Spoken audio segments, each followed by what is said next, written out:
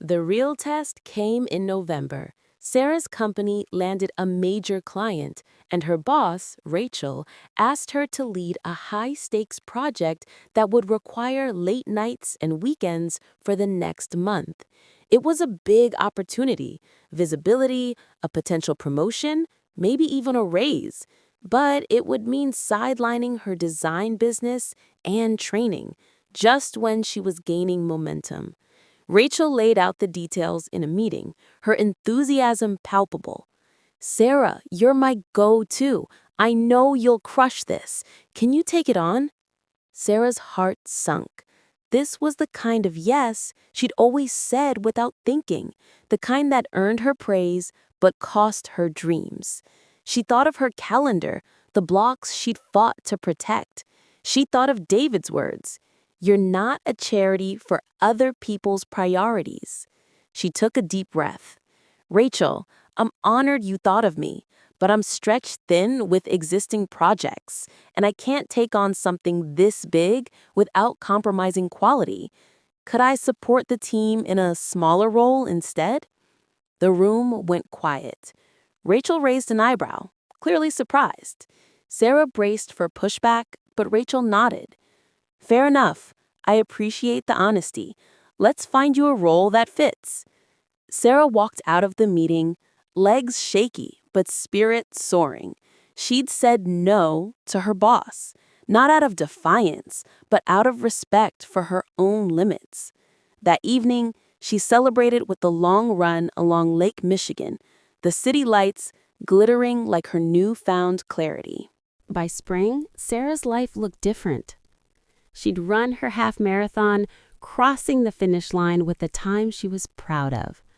Her design business had 3 steady clients, and she was saving to quit her job and go freelance full-time.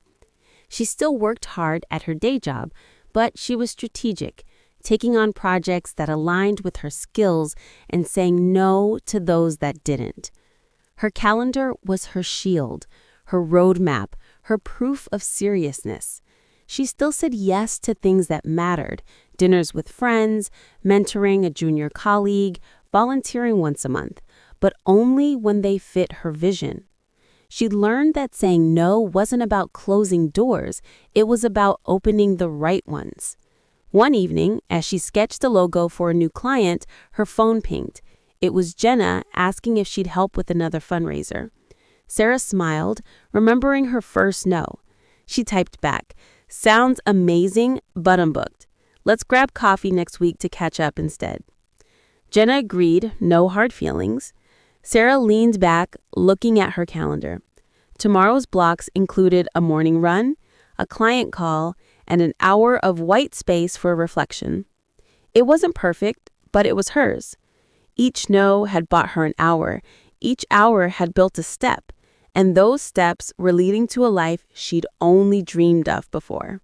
Months later, Sarah sat with David at their usual coffee shop. She just landed a contract with a major brand, a milestone in her design career. David raised his latte in a mock toast. "To saying no," he said. Sarah laughed. "To saying yes to the right things." She'd learned that time wasn't something you found, it was something you made. Saying no wasn't about being selfish, it was about being wise. It was about guarding her hours like gold, because they were. Every no to a distraction was a yes to her future, a future she was building, one protected hour at a time.